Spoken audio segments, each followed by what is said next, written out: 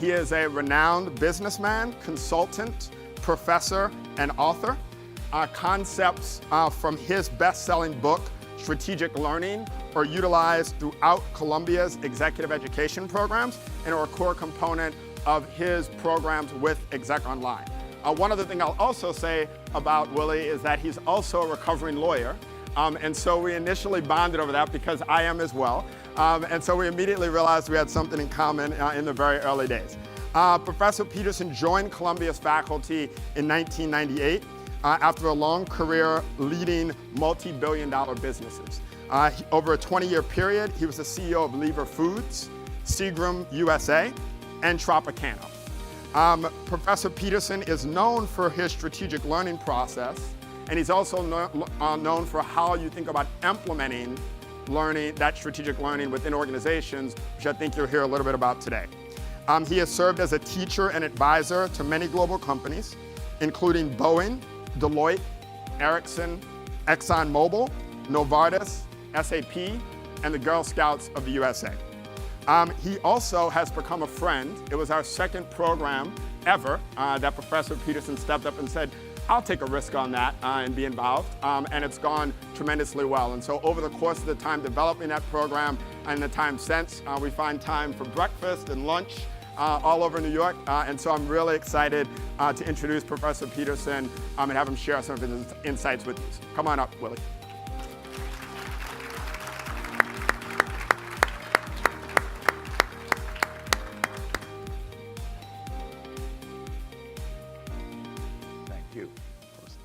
Thank you, Stephen, for that very nice warm welcome. Good morning, everybody. Very glad to be here. One of the first things that I'd like to do is to check in and see who's in the room so we get to know each other a little bit.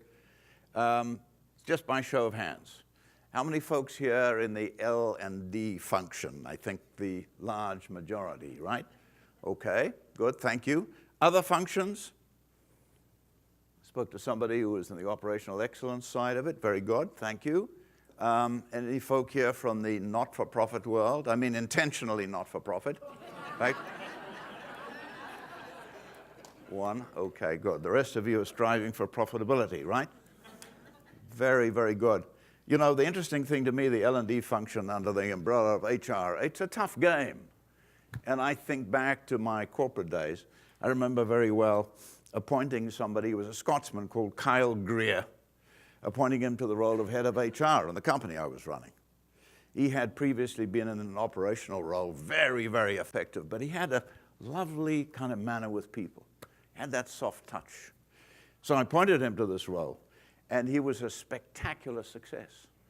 So I was so grateful to him that one day I just bounded into his office and wanted to thank him. My first urge was to hug him, but I was told it's dangerous to hug a Scotsman, so I held back. Shook his hand, I said, Kyle, I'm so grateful to you for what you've done. And you were in the operations game, now you're in HR. Tell me, do you enjoy HR? And he said, yes, if it wasn't for the people.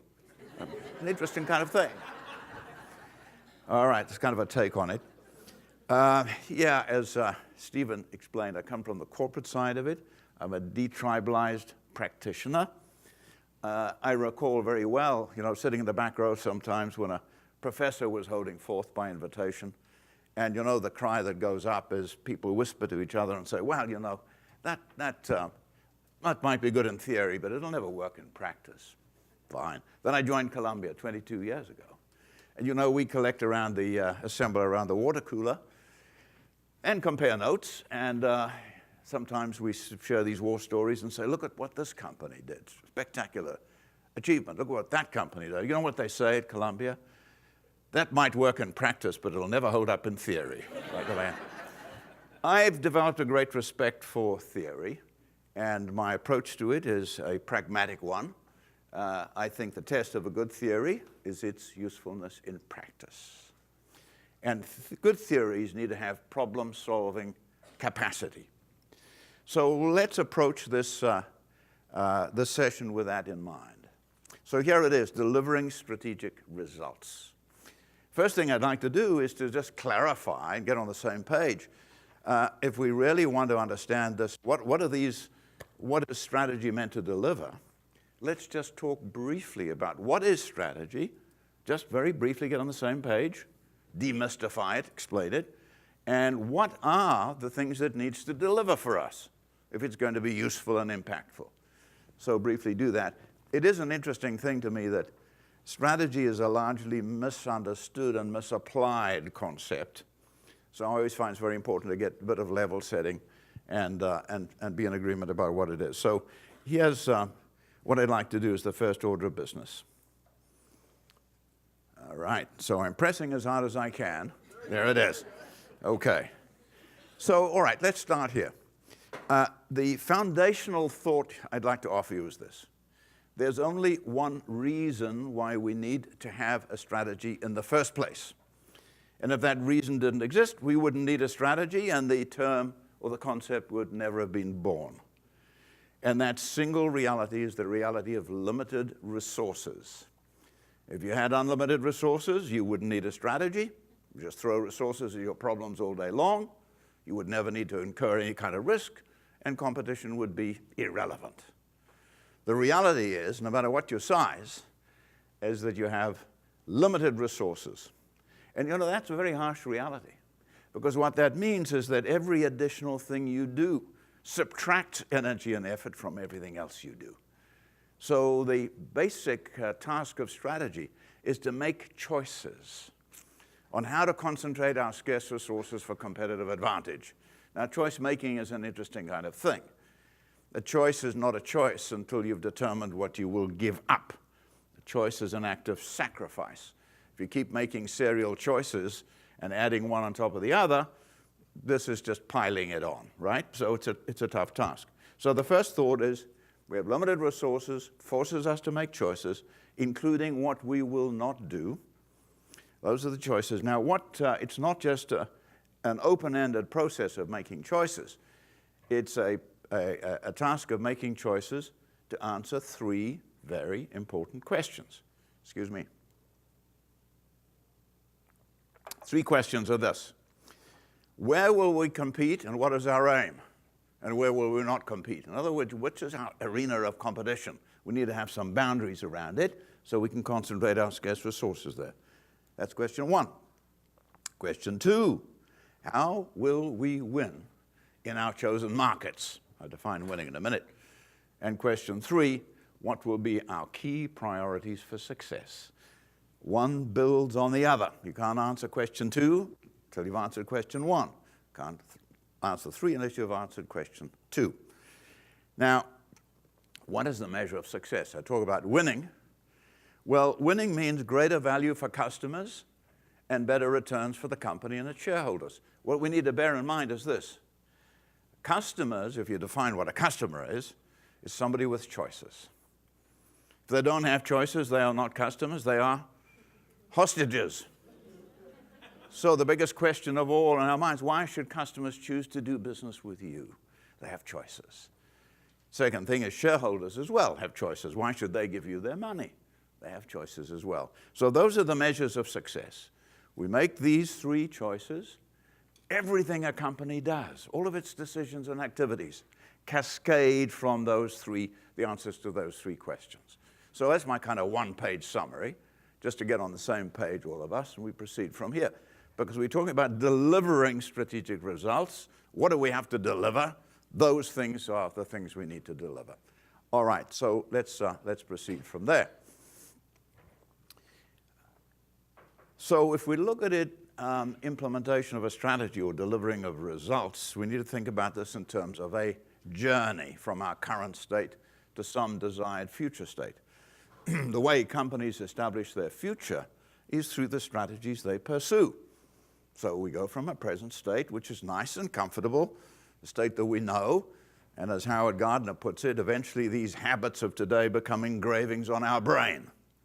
And now we have to move the organization from that current state to an unfamiliar and unwelcome future state. And again, quoting Howard Gardner, we have to use bulldozers to clear away these engravings on the brain. The key thing about this future state is that it's a condition which calls for new rules of success. The old rules don't apply anymore. And here I quote Peter Drucker, who said, the big danger in times of disruption is not the disruption, it's acting with yesterday's logic. And that's the dilemma, and that's the task that we face here. Now, in terms of effective strategy implementation, there are all kinds of books and articles that take you through stepwise what you need to do, step 1, step 2, step 3. I'm not going to do that here this morning. I mean, you can have access to those. You're probably very familiar with those. I just want to deal selectively with two, I think, very big questions. And let's dwell on those and find some wisdom together on them. First question I have is this. Why are successful companies, mature, successful companies, so vulnerable to failure? Why? What gets in the way? What are the causes, the root causes of this? You think of General Motors, you think of Kodak, on and on. Highly successful companies that look as if they'd last forever, that collapsed and went into insolvency. What happened there? Why are we vulnerable when we're successful? Question one. Second question is, what is the role of storytelling when it comes to strategy? And just to telescope my thought there, you know, there's the notion that the final deliverable of a strategy is a document. Well, you know, it's interesting. People don't follow documents. You can wave it around and say, look, this is brilliant, follow me. They don't follow documents. They follow ideas and they follow leaders. So I want to talk about the role of storytelling and make the case that we need to reinvent the oral tradition of storytelling as leaders. We've taken refuge in PowerPoint. Okay? So those are my two tasks. So the first one. Now, first of all, at an individual level, just let's look at Mark Twain here. And he speaks for us all when he says this. You know, I'm great at progress, but change I object to. Let's examine that for a minute. People don't really object to change. They object to being changed.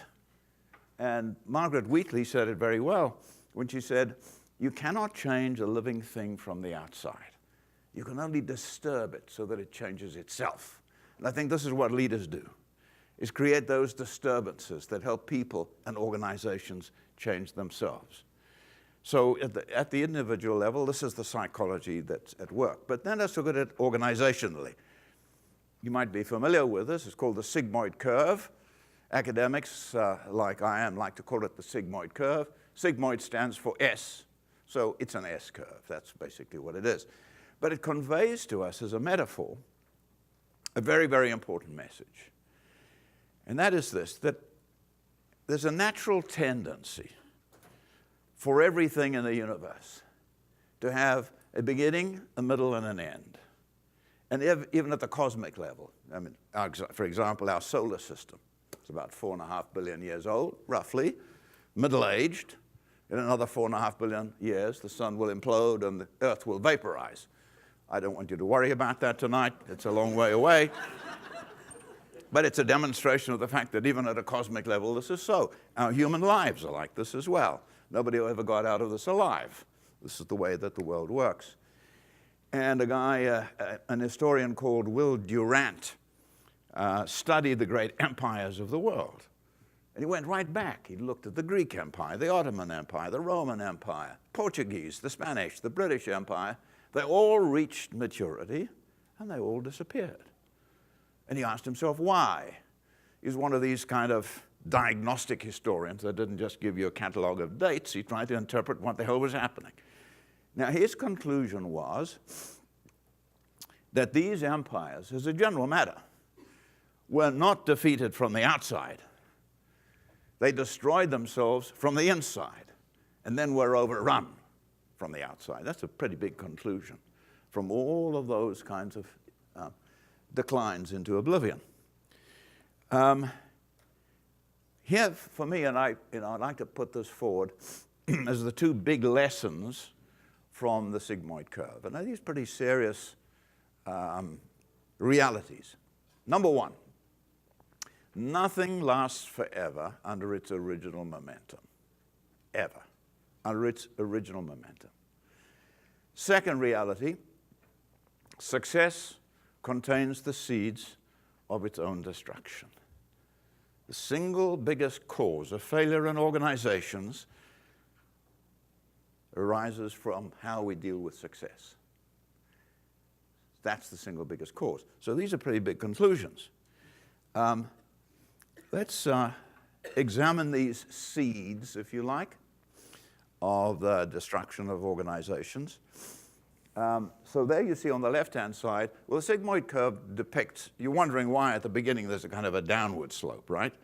Because at the beginning there's a kind of a struggle for existence. We don't always make it, and if we do, we go up towards maturity.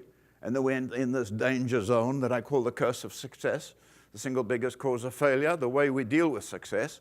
And let's examine the symptoms that we need to look at in order to understand our own organizations. In the growth phase, examine those factors. Discovery-driven. I think of EOL, actually, and I really enjoy interacting with them, and they're growing, and all those factors you see on the left-hand side of the curve are alive and vibrant and driving forward. Discovery-driven, customer-focused, experimental, focused on innovation, not just incrementalism. Then you've got a set of factors that begin to set in, or can set in, at times of maturity. And let's have a look at those. Frozen mental models. We figured out the formula for success. How do you know? Well, look at us. We're large, we're mature, we're dominant. Just the way that General Motors did as the largest company in the world. Inward-looking and political, right? Big organization, very complex. How do we run this thing? Who's who in the zoo? What levers do I pull in order to make things happen? Risk-averse, because you've got so much in terms of assets that you tend to become cautious and focused on incrementalism, which is repeating the past rather than inventing the future. Now, you know, this is a way of looking at these symptoms. I mean, it's very real. I think it's true that the single biggest cause of failure in organizations is the way we deal with success. And here we can look, for example, at General Motors, which for me is a really fascinating example. You know, if you go back about 32 years or so, General Motors had 51% of the US auto market. It was dominant. They had a warning, actually, from the US government. If you go up towards 52 or 53%, we're going to come after you for antitrust. So be careful. And General Motors looked at themselves in the mirror and said, my God, we're great. How do you know? Well, the government told me. Right, okay. And, you know, then they began to focus on this strategy of planned obsolescence. And what does that involve? It involves building shitty cars. And they succeeded brilliantly at doing that. And I joke, but I mean, this is literally what began to happen. Then the Japanese came in. And then what the General Motors folk did was keep pointing at the Japanese and saying, they're a low-cost system, and this is unfair. And we've got all these union contracts with our high costs. How can we possibly compete? We're victims. And there it went. Into insolvency, a 35-year march to the bottom, into insolvency, and now a market share of about 17.5%. Now, you know, we can turn around and say, were those people dumb? I don't think so. I mean, they tried to hire the brightest people they could find. It's never a matter of intellectual horsepower, ever. I've never come across a failure based on stupidity. There they were, and down they went. And look at those symptoms. If you go back and really examine that journey, as I did, you know, when I wrote this, the second book, put a whole chapter in there because it fascinated me. A 35-year march to the bottom. Surely along the way somebody would say, you know, there's a thing here called customers. And we're giving customers things they don't want, so they prefer somebody else. They never put the focus on that. Kodak, for example, you know, that story, they invented digital photography, failed to commercialize digital photography, stuck, if you like, with these mental engravings in their mind, never using those bulldozers to clear that other way, saying there's a new world, we have to commercialize it, etc. On and on with examples, and you can think of your own. I tell you what fascinates me about this, and that is that there is a scientific truth that validates the sigmoid curve. You know, up to now, I've been looking at this and saying, well, this is a kind of a metaphor, which it is. It allows us to be diagnostic and say, do these symptoms exist on the right-hand side? If they do, we need to provide strong antidotes, so we have to have the diagnostic capability. One of my hobbies is reading science. I'm not a scientist, but there are a lot of good books now for the lay people. But before I go any further, how many scientists are there in the room? 2? All right, well then we can have a little bit of fun. But please correct us as we go wrong. Would you do us that favor? I came across this, and it stopped me in my tracks. The second law of thermodynamics. All right, this is a mysterious heading, but what does it tell us? It says the amount of energy in a closed system remains the same, but eventually it dissipates and loses its power. So that's an interesting kind of thing. And then I thought, what is a closed system? And there's a definition down there. A closed system is one that takes in no energy from the outside. That, for me, is when the insight came. What's happening to these companies that fail them live on the right-hand side of the Sigmoid Curve. They have stopped learning. They have stopped taking energy from the outside. They are make and sell organizations, not sense and respond organizations. And I put it to you that this really establishes the truth, that those symptoms, if they exist, and you cease to take in regularly energy, learning, insight from the outside, this is a fatal condition, okay? Now, by the way, I'm looking at my watch not because I'm bored in any kind of way, but I know I have to keep time. I want to leave time for questions and comments because I think that gives us energy and the opportunity to explore. But what I want to say to you is, please don't wait to the end. If you've got a question or a comment, just put up your hand, and let's do it as we go along. So, this is where I want to establish this point about the sigmoid curve and what it teaches us in terms of what gets in the way if we want to deliver strategic results. First, there's the individual psychology. And second, there's this organizational dynamic that we're looking at here. We have to understand these elements and provide the necessary antidotes for them. Now, this is a kind of a popular way, it's called the second curve. We launched the second curve. But it's telling us something pretty important, I think, in terms of timing. And the real big issue here, if I look at, and I've worked with a number of companies in terms of turnarounds and so on, what are the sort of big mistakes that get made, that get companies into trouble? Number one is they wait too long, allow problems to fester. And if they go too far down that slope, getting to point B, you've got fewer resources, your best people have left, the ones that are remaining are dispirited and losing faith and conviction. Von Clausewitz, the great military strategist, always makes the point in his book that if you destroy the spirit of your enemy, you've won the war, regardless of how many resources they may have. The same thing is true in a business. So waiting too long, you have to change while you are still successful. That's a very, very important conclusion.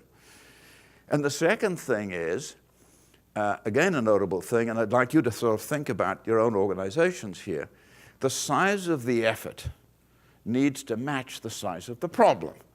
So little baby steps in the face of a gigantic problem is not going to help you unless these baby steps you've really mapped out from your present state to the future state. Because sometimes you can't do it in one big leap. But just little adjustments along the way for survival, give me a little bit of oxygen now, I'll live another day, is not good enough. We have to understand the size of the task and match it with the size of the effort, okay? So that's the conclusion from this, is you have to change while you are still successful. And this thing of failing, the danger zone while you're successful, I call the curse of success, right? Okay, so now I'm going to give you this, a little time for slogans. The most dangerous words in the English language, if it ain't broke, don't fix it, okay? And the words to live by are, if we don't fix it, it will break. All right, so I offer you that as a conclusion, stock conclusion. All right, let's move to our second question. The second question or issue is, what is the role of storytelling when it comes to delivering strategic results? What do we call upon our leaders to do? Create a document about strategy? And by the way, the document is important. It's a frame of reference. People can look at it. Never, never, ever longer than 10 pages. No matter how big the organization, the strategy document, never longer than 10 pages. If it is longer than 10 pages, it is a general anesthetic. That's all it is. And that's an essential discipline. And I've worked with some very large organizations, and never ever have we produced a document longer than that. But that's not the end point. Not nearly the end point. So let's examine this. Now, I love this whimsical comment when we talk about communication or storytelling, translating your strategy into a compelling leadership message that wins hearts and minds of people. So there's George Bernard Shaw, tongue-in-cheek. Problem with communication is the illusion that it has occurred. What's he talking about? I think he's talking about two things. The first thing, I think, is the failure to tune in to what your audience wants and needs to hear, rather than what you want to say. All right? That's the first thing that creates the illusion. The second thing is to regard communication as an event, a one-time thing, rather than a campaign. Communication is a campaign. It's not an event. And you know, we can call these, let's have a town hall meeting. It's a big strategy. We need to do something dramatic. You get up and you practice your speech at home, and you look in the mirror and you're very impressed. Then you do it in front of the family and they swoon and fall on the floor. Say, oh, that's magnificent. Now you're going to get to your conference and make this big speech, and people are going to gallop up and take the hill. I mean, there's a big thrill at the time, and then 2 or 3 days' time they say, well, what the hell was that? Temporary thrill. So I think it's a very, very important thing to understand where this fits in to delivering strategic results. Now, I talk about this issue of tuning in to what people need to hear, want to hear, must hear, to be responsive, to feel engaged, to feel committed. There are always 3 questions in the minds of employees, and at times of change, these questions are burning in their minds and need to be addressed in a kind of authentic, honest, and simple way. Here are the 3 questions. What are we aiming to achieve? And why should I care? I think leaders make people care. They feel committed. We're committed to an idea larger than ourselves, and you have the opportunity to make a difference. That's why you should care. I think it's a big idea. That's one. Second, then, where does my department fit in, and what's expected of me? Critical thing to bring it home. Okay, I know now that's where we're headed, and this is where I fit in. This is what my department needs to do. And the third thing is, how will we measure success? And what's in it for me? And not just money, but a sense of meaning in the work that I do. So this thing of, you know, let's have another town hall meeting and say, by the way, I got news for you, we're succeeding. Well, the answer from the audience needs to be, we know that already because we've shared the measures of success. I can see it for myself. And when we've got good measures of success that are transparent, I can respond to them no matter what my role is. So those are the 3 questions I put to you that we need to convey. Now, I'm going to quote Tom Peters here for a minute, and then I want to get a response from you. As we think about communication, this is the statement Tom Peters made. The best leaders, almost without exception, he says, at every level, are master users of stories and symbols. Now, and I've thought about this quite a bit. Sometimes people say, well, you have to be an extrovert, you know, or you have to be Italian. You wave your arms around a lot, and people... I put it to you that it's got nothing to do with introvert or extrovert. It's about imagination, at the end of the day. It's about authenticity.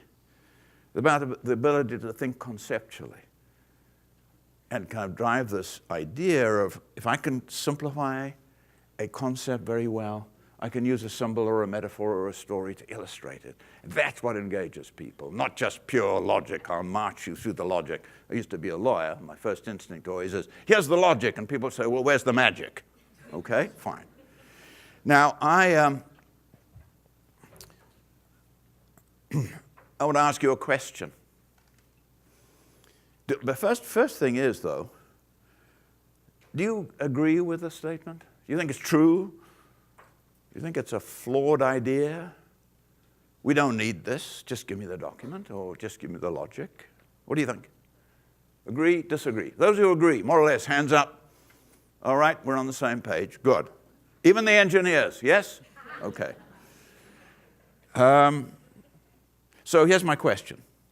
And I'd like to, and again, I'm looking at my watch to keep faith and keep time. If this is true, let's clarify for ourselves. What are the hallmarks of a great story? What are they? We can all do it. We can all be great at it if we understand the hallmarks. So let's take 5 minutes, discuss in pairs, share ideas, challenge each other, hard on issues, soft on people, and get to the kind of nub of this. It's an important issue. You know, I got to tell you that many companies talk about this now. Sometimes ask me to attend meetings and say, you know, would you be a sounding board for us? Come to our strategy meeting. Tell us what you think. And then they say, where's my clicker? And then up go the PowerPoint slides, and all we get is a picture show. And the story is lost. The distillation of the story is gone. It's just a slideshow. And then they said, what do you think? And I said, you asked me to comment on a slideshow? I don't know what the essential idea is that you're driving here. I mean, this is what we're really beginning to use now, almost as a kind of a protective screen. I tell you this quickly. A very large company that Columbia was trying to court to do business with, Columbia asked me if I would be kind enough to head that kind of effort. I flew down to their headquarters, and it was a pretty ominous kind of meeting. It was very thick carpets down, you know, up to my ankles as I walked through them. And I went into this conference room. Everybody was in a very dark suit, but nobody smiled. They were being very rigorous about choosing a school to do this with for their senior leaders. And they said, we'd like a cup of coffee. And I said, oh, yes, I'd love one. And they said, well, there it is at the back. And the cup was shaking a little bit. So the chairman of the meeting, a guy called Stuart McGill, said, Professor Peterson, thank you for coming. Do you have a presentation to show us? And I said, yes, eagerly, I do. Let me start. And he said, no. First, answer this question. Why should we choose to do business with Columbia? Now, I got lucky, because what I did is I prepared a little summary at the end that captured that idea. All I did is took it from the end and put it at the beginning, pretended I just thought of it, okay? Bam, bam, bam. So Stuart McGill said, he didn't smile. There was no kind of, oh, that's nice, a nice kind of warm thing. He said, okay, thank you, please proceed, which I did. And they said, thank you very much, and off I went. I called the dean from the back of the car on the way to the airport, and he said, well, what happened? Did you get it? He said, I don't know, nobody smiled. Anyway, the next day, we got the message that we'd got that contract, and it's been something that's still going on now after 14 years with this company, this Columbia program. Stuart McGill became a friend of mine. And at a certain point, I said, Stuart, I remember this meeting so well. It's emblazoned in my mind. He said, you asked me that question at the beginning. It's the biggest question in business. Why should customers choose to do business with you, right? And you asked me that question. What would you have done if I didn't have a good answer? And he said, I would have let you proceed with your PowerPoint presentation, but I wouldn't have listened to a word you were saying. What a lesson that is. Why should we choose to do business with you? It was kind of a, you know, it was that kind of nub, the conceptual essence. What are the hallmarks of a great story? 5-minute discussion between yourselves, and let's cross-fertilize and take your thoughts.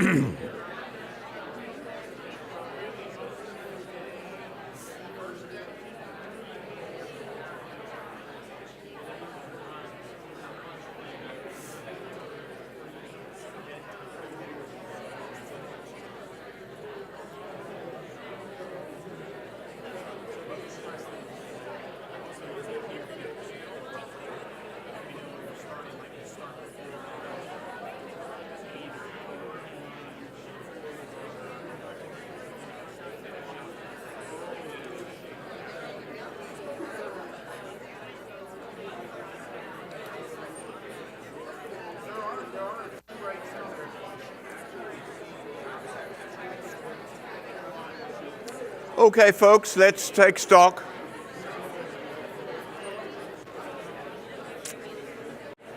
Let's hear your voices on this one. We've got somebody with a microphone. Love to hear your thoughts. So let's cross-fertilize. 2 or 3 things you think are great hallmarks of a compelling leadership message. Who'd like to go first? Driven by burning desire. Who would like to go first? Please, sir.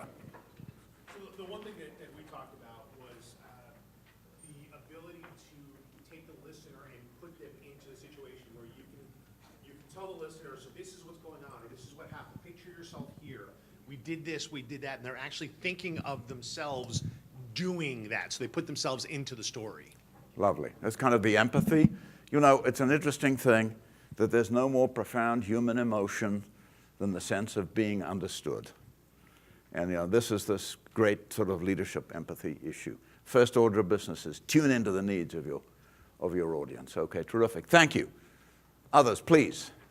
Yeah, for me it's about the beginning with the end in mind. Yes.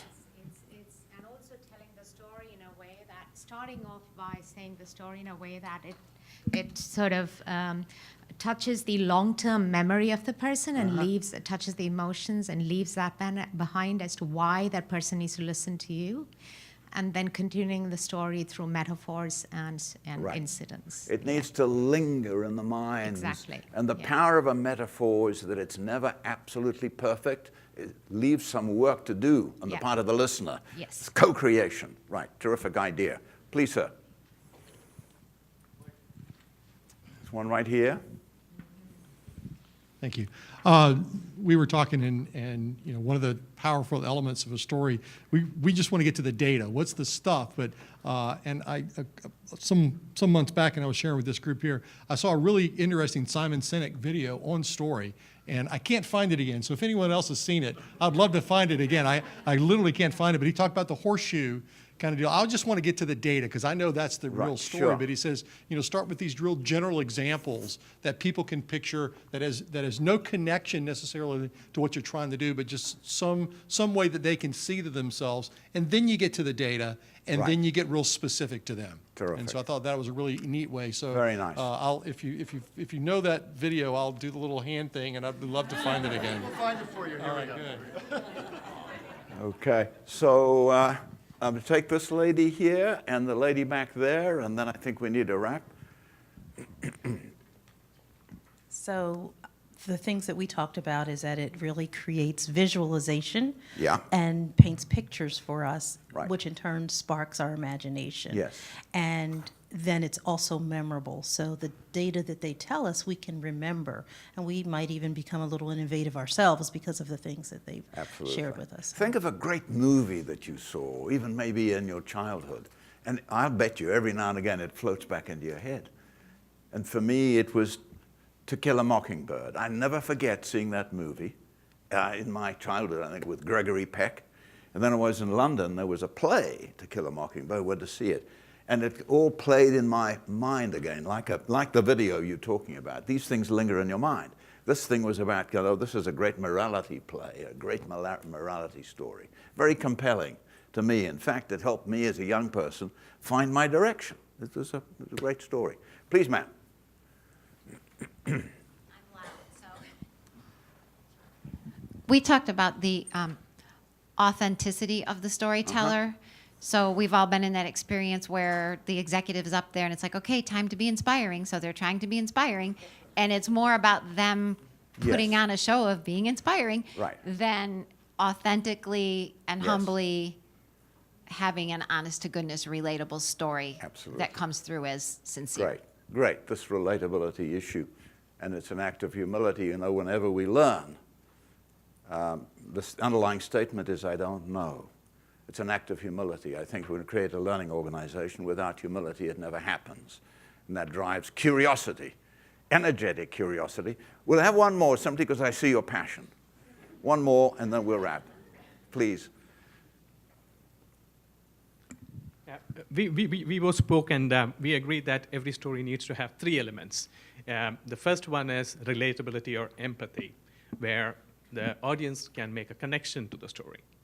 And the second one is there should be something like a struggle or a challenge that comes out of it.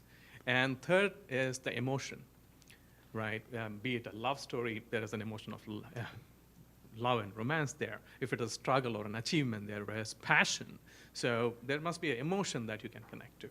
Lovely. So, And that emotion translates compliance into commitment.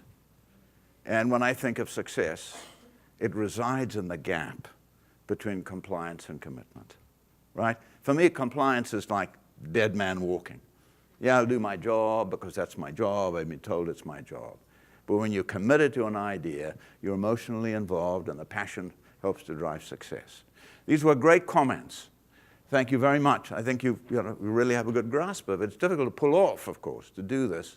And like any other thing, it becomes a habit that we say the final deliverable of a strategy is a leadership message. And let's practice with ourselves to convey that message, and then it's a campaign. It's not just an event. So I'll share with you my list before we finish. The first task for me is that stories help to simplify complexity. It's a complex world, and I think a key task of leaders is to create increasing simplicity from a world of increasing complexity. If we can't do that, it's hard for us to succeed in our leadership task. Second, as they do engage people emotionally, through vivid examples, metaphors, and pictures, you know, pure logic is not exciting. It might help you to understand things, but that doesn't drive this kind of emotional thing. And as has been said, the story raises an issue, and there's a little bit of drama. What's going to happen next, like any good play? And then the resolution, and there's an aha. The call to action is framed. People want to get out of their chair and do something about it, right? And the story is genuine. The storyteller embodies the message. I think of 2 examples quickly that I've conveyed to you. The first one is about when Bill Clinton was president. And he became very frustrated when in the Oval Office his senior people were discussing an issue, and quickly the meetings became dysfunctional. A lot of turf battles and backstabbing and dysfunctional comments, etc.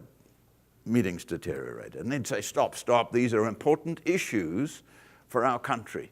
Let's concentrate on the issue and try to solve the problem. And for about 3 or 4 minutes that worked, and then back it went down into this kind of mode of dysfunction. He thought about how he could deal with this. He called up NASA, you know, the Space Administration people, and he said, hey, you've been to the moon, right? Yes, sir. Good. You found some rocks there. Yes. Can I have one? Certainly. We'll deliver a moon rock. He got this rock. He put it on the credenza behind his chair. Next time the meeting became dysfunctional, he said, stop. You see that rock? Came from the moon. That rock is 3 billion years old. We're only passing through for one brief moment. Make a difference. And it did. It's that symbol. And every time it became dysfunctional, he said, look at that. We got one brief little chink of light in our lives. What are you going to do in your chink? Do something and make a difference. You know, that's an interesting kind of symbolism. The second one I'd offer you is this. I grew up in South Africa, and I was always very intrigued in my childhood to sit with African folk and, as they sat in a circle, and I absorbed their wisdom. Most of them were at that stage not literate, but handed down through generations this deep wisdom about nature, about people, about life, and raising kids. And of course, at a certain point, you have to teach kids responsibility. One of the things they taught young kids was to go collect firewood at night so that they could cook the food or stay warm during the winter. And they taught them, you know, dry wood you find on the ground. Or you look up, there are no leaves, and if it cracks, that's dry wood. Do it that way. And these kids would do it and come back. That's their contribution. At a certain moment, they wanted to teach the kids that unity builds strength. All right, so there's one option an elder could do is just go, 10-year-old kid, come here, little boy, I've got something to tell you. The kid comes up. Unity builds strength. I think the kid's going to go galloping off, shouting, hallelujah, discovery, etc. Go to all his friends and say, psst, I've got something to tell you. Well, here's where the story goes. Instead of doing that, the elder said, the little kid came galloping up with an armful of sticks. And the elder said, that's wonderful, you've done a great job. Shown great responsibility and teamwork. Good for you, well done. Put them on the ground. The kid puts them down. Pick up one, picks up one. Break it, boom. Well done. Yes, and I'm only 10. Good. Pick up 3. Kid picks up 3. Break them. I can't. You see, I'm only 10. You break them. And the elder takes them, he tries, and he says, I can't either. You see, sticks in a bundle are unbreakable. Now, what I want to ask you is this. Which version do you think will live in the mind of that kid? Come here, little boy, unity builds strength, or sticks in a bundle are unbreakable? That's something that he would pass on generationally when he's an adult. So another example of just this folk wisdom and the way to convey knowledge is not just through that kind of clinical logic, right? All right, so let's finish. What I'm going to do is this, by way of summary. The way I kind of try to summarize this stuff about delivering strategic results is through what I call the 5 C's. Helps us understand this. First one is about choices. We have limited resources. It forces us to make choices about what we will and will not do. And these choices need to be informed by a great situation analysis that brings insight to bear on what we do. Outside in, we take energy from the outside in order to inform the choices we make. And don't forget, the choice is not a choice until you've determined about what you will give up. A choice is an act of sacrifice. So it's about choice making. Second point is about clarity. Complexity paralyzes. Simplicity empowers. And what we need to do is to convey the strategy in a powerful, compelling leadership message that wins hearts and minds through this clarity. I quote Blaise Pascal, who wrote a letter to a friend. And in the letter he said, I'm sorry to write you this long letter, but I did not have time to write you a short one. You know, short messages are not easy to do. We need to capture the essence of things, but that's really the important thing. And don't forget the compelling leadership message, always with 4 headings. Why, what, how, and how much. How are we going to measure it, right? 4 headings for a simple story. Third C is change. Change is constant. The world will not stand still for us. The only sustainable competitive advantage that we can hope to achieve is to build adaptive organizations capable of ongoing learning and renewal, taking in energy from the outside. So don't forget the other thing. The single biggest cause of failure is how we deal with success, and we have to change while we are still successful. Otherwise, the odds of success go down dramatically. The 4th C is courage. Leadership is not a safe haven. We have to confront the brutal truths, make the tough choices. You never know in advance whether your strategy will work, and you'll never have enough information. We have to have courage. And the final C is compassion. As Confucius said, if you want to be a leader, you must first be a human being. I think change takes a toll on human beings, very dislocating. And the way we conduct our decisions during change is just as important as the decisions that we actually make. The way we do it, just as important. And that leads me to my final comment, is the most important choices that we make are when we choose the values according to which we will choose our actions. So that's my final message to you. I have sinned by a few minutes, but I seek your forgiveness for that. If there are any burning questions, maybe over the next, let's say, 2 minutes, Stephen, please raise them now. I'd hate you to say, gee, I wish I'd be able to ask this question or that question. I'll be out there having coffee along with you as well, so you can raise them then. But if there's anything now, just in 2 minutes, that you'd like to ask that's on your mind, the big unanswered question in your mind that might exist. Okay, I think, I've learned never to say to people, do you want to have a break? I've never heard anybody say, no, thank you. Second thing I've learned is never to say, how long would you like the break to be? Because they might say, how about 6 weeks? Anyway, I think the break is until 11:30, huh? Is that right? That is correct. Okay. Thanks, everybody. Thank you very much.